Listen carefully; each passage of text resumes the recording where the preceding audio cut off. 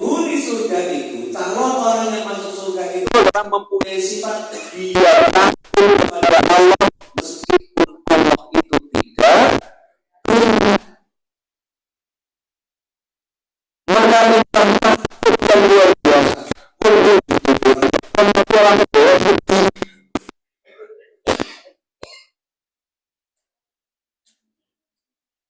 Maka ketika takut kepada Allah pasti harus berbeda dengan takut kepada makhluknya Allah. Takut kepada Allah mesti berbeda dengan takutnya kepada makhluk Allah. Kalau takutnya kepada makhluk Allah, kita pasti akan menjauh. Bukannya udah, nah, bagaimana? Menggok.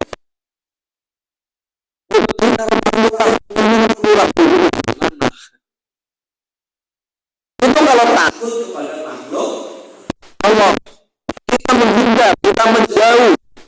Jangan ketemu koma di koma, jangan ketemu korok-korok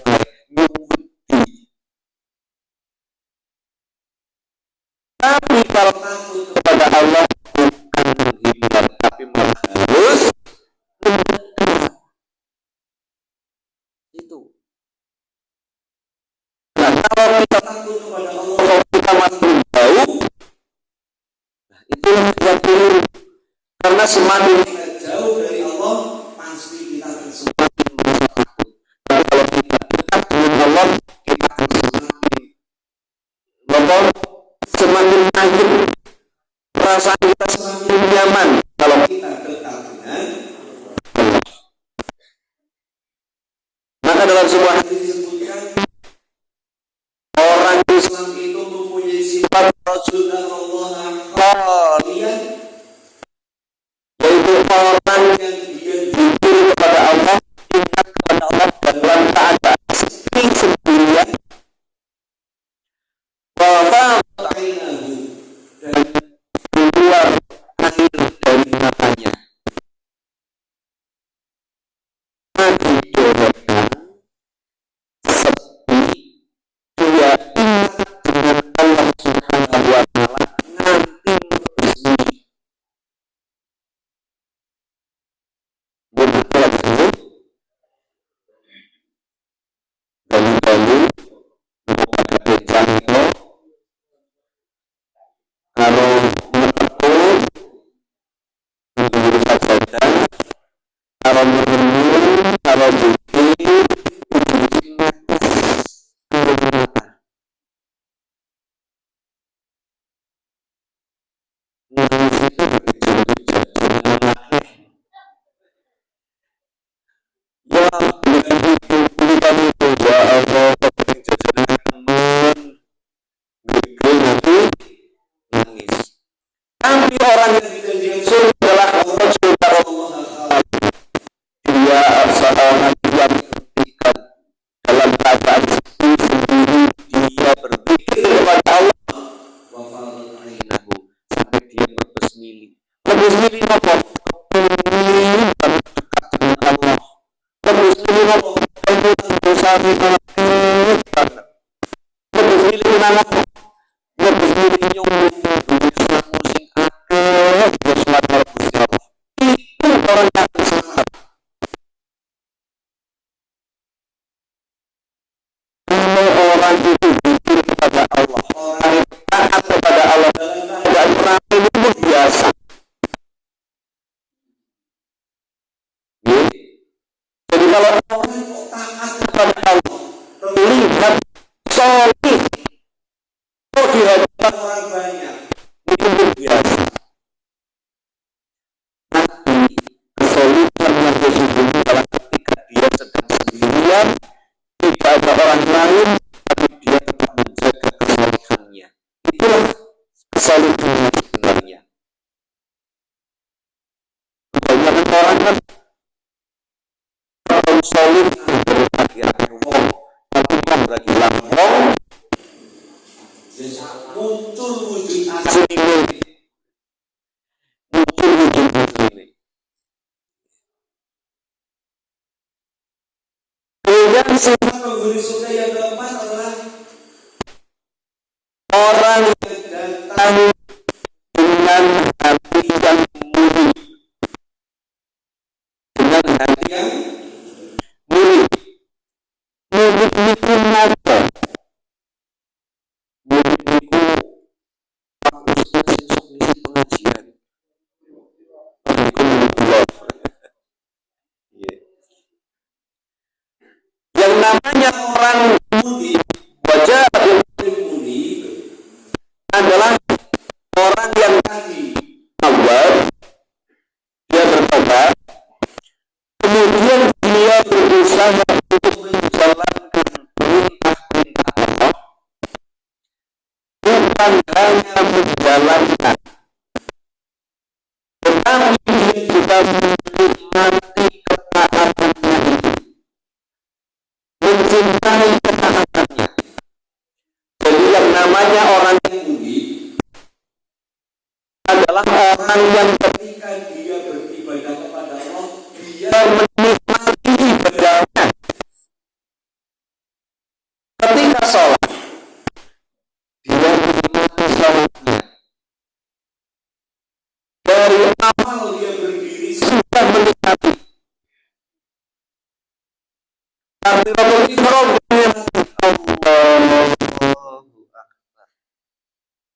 semua bacaan dia nikmati, semua gerakan dia nikmati. Itulah orang yang murni. Jadi dia taat kepada Allah, dia beribadah kepada Allah, tapi menikmati ibadahnya. Bukan asal menjalankan saja, tapi dia menikmati ibadahnya. Berbeda dengan orang yang dia beribadah tapi tidak menikmati ibadahnya, maka dia pasti melakukan ibadahnya itu bisa karena terpaksa. Sholat, tapi kalau sholat orang menikmati ibadah. Buktinya apa? Sholat itu adalah perbuatan yang diawali dengan takbiratul ihram, diakhiri dengan salam. Maka sholat itu takbiratul ihram terus rampung. Padahal menurut pengertian fikih dengan syarat dan hukum-hukumnya. Tapi belum ada orang yang rampung. Maka dia bacanya sholat adalah ibadah yang dilakukan di awal dengan takbiratul ihram, diakhiri dengan salam. Allahu Akbar dan salam. Padahal ada tambahannya dengan syarat dan rukunnya. Jadi ada syarat yang harus dipenuhi, ada rukun yang harus dijalankan. Maka orang yang murni ini adalah orang yang dia menikmati semua bacaan sholatnya. Dari takbiratul ihram Allahu Akbar, kemudian dia ingat dan bacaan doa iftitah. Meskipun sunnah dia baca, kenapa? Dia menikmati, dia menghayati.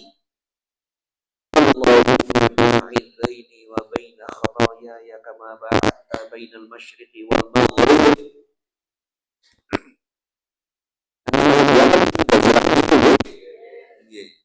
meskipun bacanya tidak salah, tapi kita mau ramadhan dari kecil dari ajaran bacaan itu. Kemudian harus pengen itu doa. Kita sekolah dia berdoa. Terus MU dia.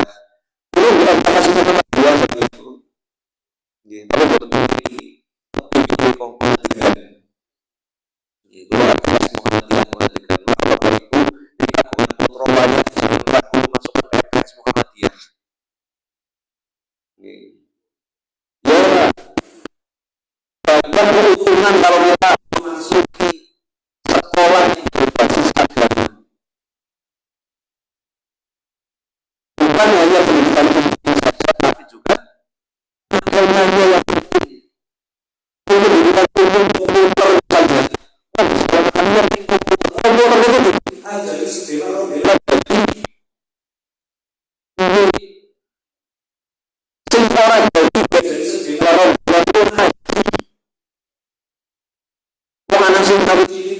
nanti tua ngaji baik tapi orang bener-bener dari nopo boleh ngaji ya sih nopo sholat tradisional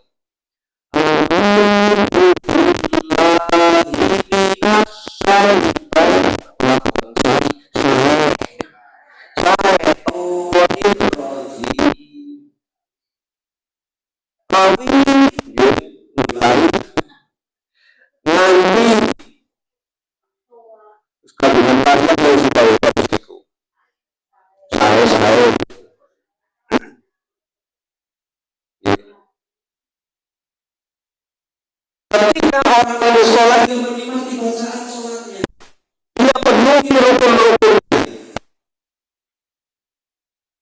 baca Fatihah dia menikmati Fatihahnya Bismillahirrahmanirrahim Alhamdulillahi Rabbil Alamin Ar-Rahmanirrahim menikmati ayat-ayatnya maupun samanya maupun bagian sholat baca Fatihahnya sampai itu rukun sholat la sholata liman la Fatihah kita tidak ada sholat dan orang yang tidak dibaca Fatihahnya kita ini surah Al-Fatihah maka kita harus berusaha benar baca baca Fatihahnya ketika sholat karena itu rukun namun sahabatnya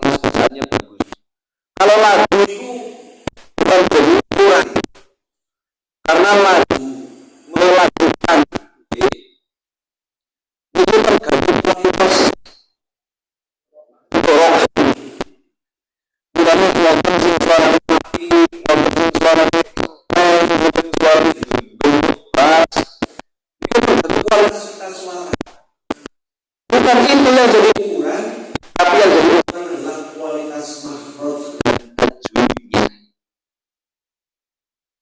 Kalau imam itu makhraj tajwidnya benar, bacaannya benar, maka makmum yang di belakang itu insya Allah akan tertolong bacaan bila sholat jamaah.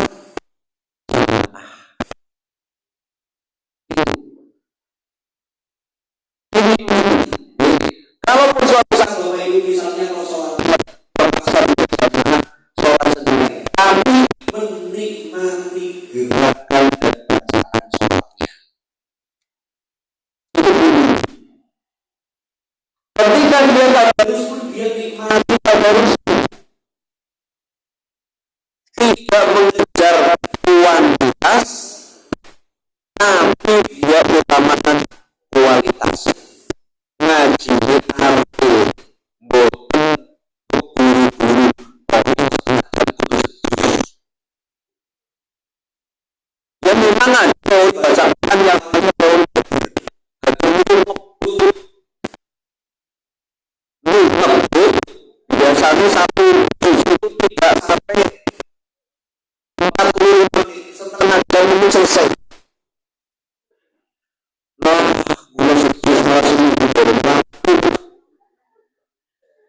makin target itu makin ngerti tapi makin jalan buka.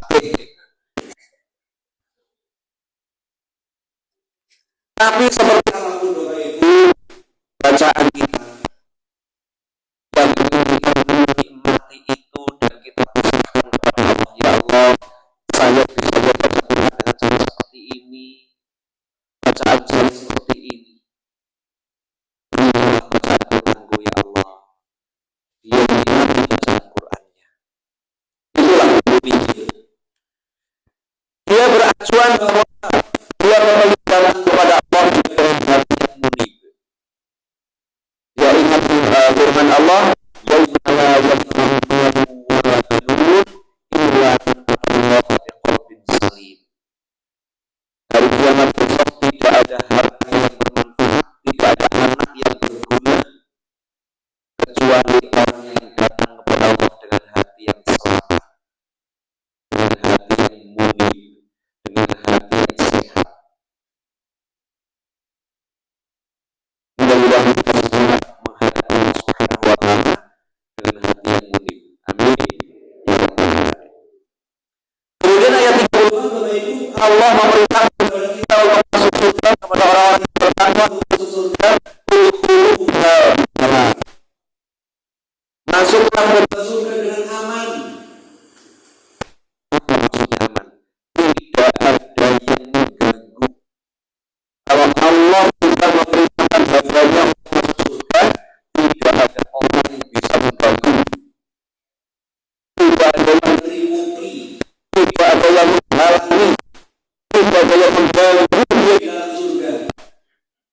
Kami masuk surga dengan aman. Udkhuluha bisalam. Masuklah ke dalam surga dengan selamat, dengan tidak ada halangan. Dzalika yaumul khulud. Itulah hari kekekalan. Maksudnya kalau sudah masuk surga, saat itulah dia akan kekal di dalam surga. Kalau orang yang di neraka itu bisa jadi dia tidak kekal di neraka, karena kemudian turun rahmat Allah yang mengentaskan dia dari neraka. Tapi kalau orang yang masuk surga sudah tidak mungkin keluar dari surga. Bukan mungkin salah timbangan surga berturun tidak ada.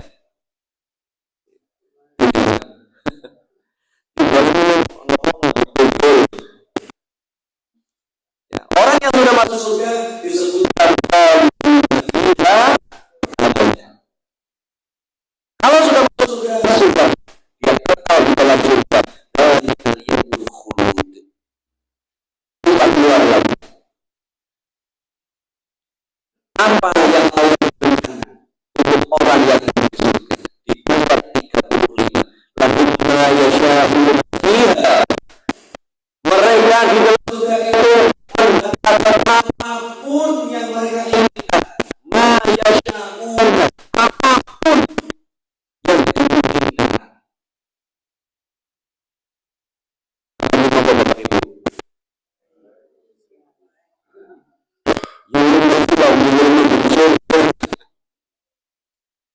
Tapi besok Bapak Ibu ketika sudah di surga, apapun yang Bapak Ibu inginkan pasti akan terpenuhi, akan tercapai.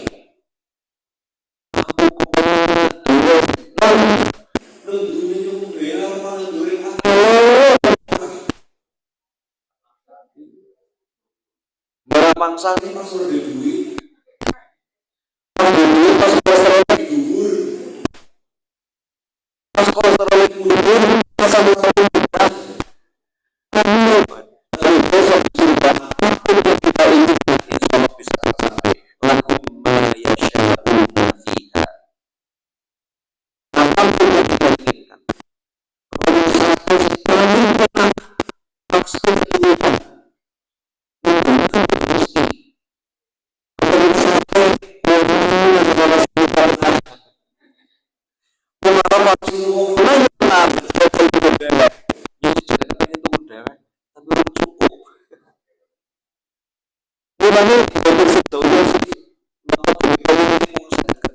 Tapi besok di surga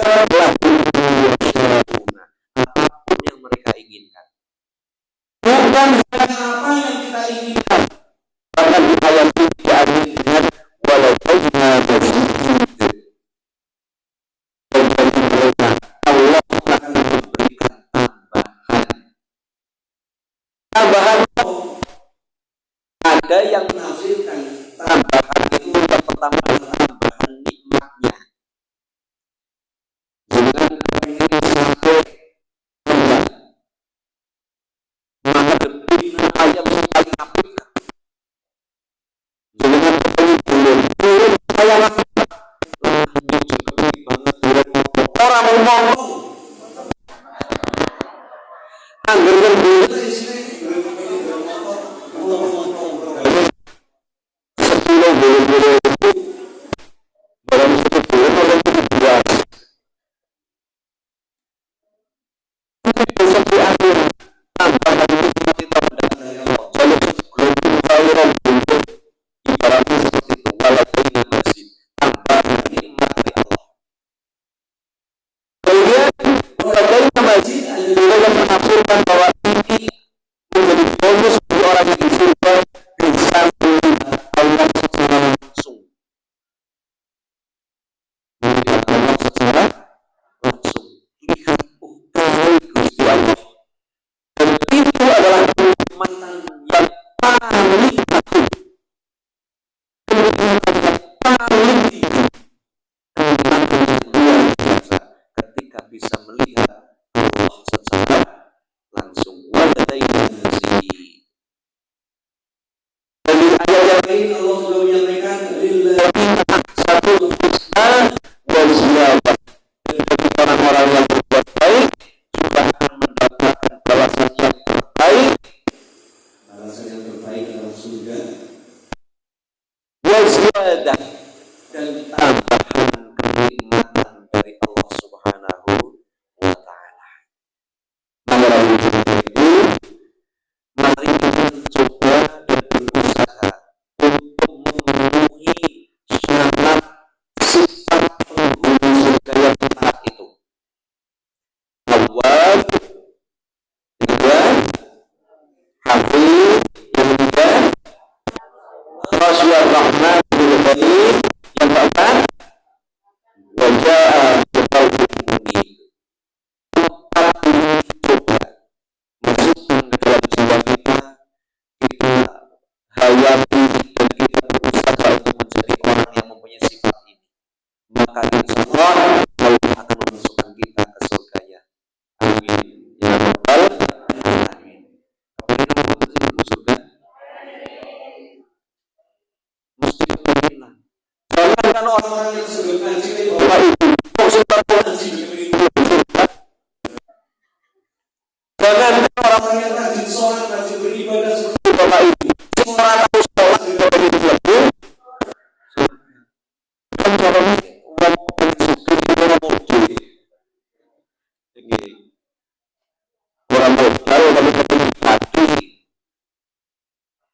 Orang modal tapi hati. Senang. Lantik. Kalau orang modal awali nanti itu boleh apa ini terus ngomong atau rom juta betul cuma urus dengan rom juta setengah tapi menggunakan rom juta 600 itu kan modalnya tapi bukan modal itu kita berusaha untuk mengumpulkan modal agar kita dipermudah oleh Allah Subhanahu wa ta'ala untuk masuk surga. Kemudian Bapak Ibu yang kita pelajari pada kesempatan hari ini, tadi ada permintaan untuk mendoakan saudara-saudara kita yang sakit. Mudah-mudahan segera diberikan kesembuhan oleh Allah Subhanahu wa ta'ala. Kita doakan Allahumma shalli ala Muhammad wa ala ali Muhammad kama shallaita ala Ibrahim wa ali Ibrahim wa barik ala Muhammad wa ala ali Muhammad kama barakta ala Ibrahim wa ali Ibrahim innaka Hamidum Majid. Allahumma ighfir lana dzunubana wa kaffir 'anna sayyi'atina wa tawaffana ma'al abrar. Allahumma rabbana nasi mudhibil ba'sa anta syafi la shifa illa shifauka isfi ikhwatana isfi ikhwatina isfi ikhwatana shifaan shifaan la yughadiru saqama wa li muslimina wal muslimat wal mu'minina wal mu'minat al ahya'i minhum wal amwat Allahumma ighfir lahum warhamhum wa'afihim wa'fu anhum wa akrim nuzulahum wa wasi' madkhalahum wa adkhilhum bil jannati bighairi hisab amin ya rabbal alamin wa subhana rabbika rabbil izzati amma yasifun wa salamun alal mursalin walhamdulillahi rabbil alamin. Bapak Ibu, kurang lebihnya mohon maaf, mudah-mudahan ada ilmu yang bisa kita